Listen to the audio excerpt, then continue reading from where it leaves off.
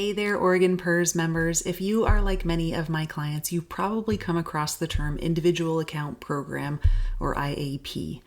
And the question often is, how does this IAP fit into your overall retirement plan, especially alongside your pension and your other retirement accounts, maybe that you've contributed to before or that you're still contributing to? I get this question a lot, and today we're going to break it down in this video.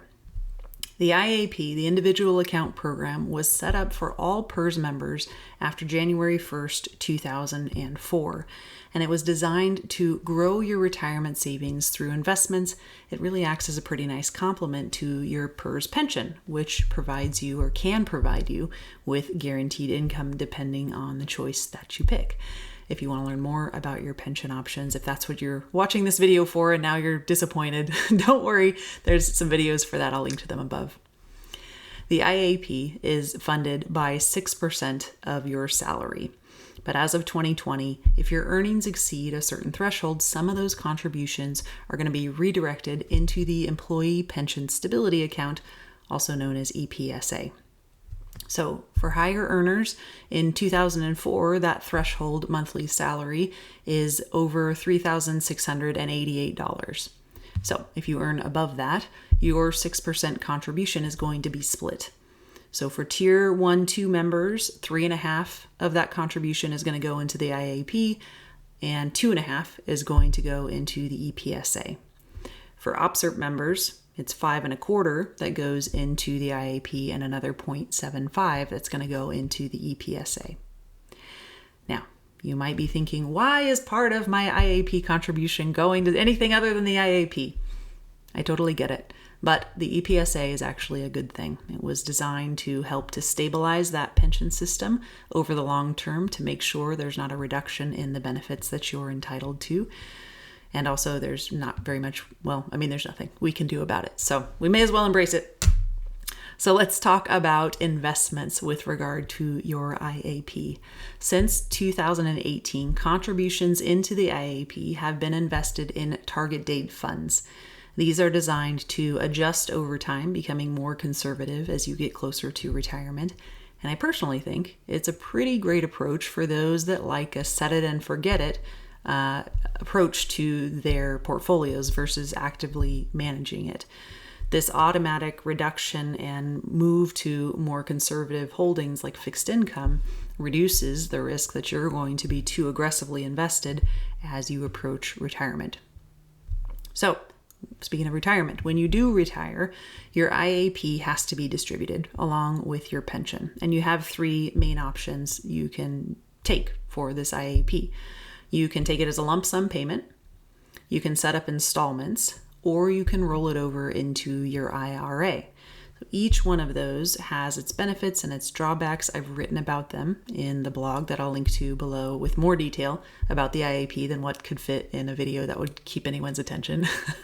So for example, a lump sum, it can give you full access to your balance, but it might also bump you into a higher tax bracket because that withdrawal that you take out is fully taxable in the year that you take it, which has all sorts of tax consequences to it that you probably want to avoid. Installments can help to spread that tax liability out over time. A rollover can help give you some flexibility in timing with how you want to take those distributions and how things might change in retirement. So in my experience in advising client families on Oregon PERS for over the last decade, a lot of people choose to roll their IAP into an IRA. This gives them some more control over taxable income in retirement and distribution timing, all of those things that we try our best to plan well for when we're still working so that when we get to retirement, we don't have huge surprises. So if you are still working and you're looking for ways to maximize your IAP contributions now, there's a couple of things you can do. First, if you are one of the individuals who have part of your 6% contribution being redirected into the EPSA we talked about a minute ago, you can consider making voluntary after-tax contributions to keep your full 6% amount going into the account. Important to note, those are not pre-tax, those are after-tax contributions. They'll match the percentage that's going into the EPSA. So more information on that in the blog. So that's one option. The second is to review your investment strategy every year.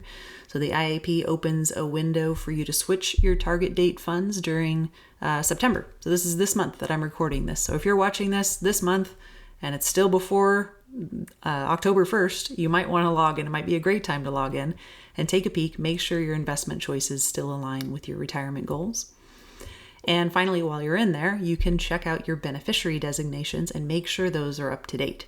So this will make sure that your IAP, should anything horrible happen to you, goes directly to your loved ones without going through probate, which most people want to avoid. You can access quite a bit of information about IAP using that same Voya IAP portal, or by reviewing the annual statement that PERS sends you every May. It's the long one that they send you. If you have one of those in front of you and you're looking at it and saying, I don't even know what this is telling me, I have a video to help walk you through that I'll link to here. So the IAP, it's a flexible, market-driven part of your overall PERS retirement plan. It can complement your pension pretty well and help fill in some of the gaps of retirement income. And there are all sorts of options, as I just mentioned, to make sure it's maximizing its potential in your picture. So if you have any questions about how the IAP fits into your overall plan, please don't hesitate to reach out. I am here to help. Thanks for watching, and let me know if there's anything I can do.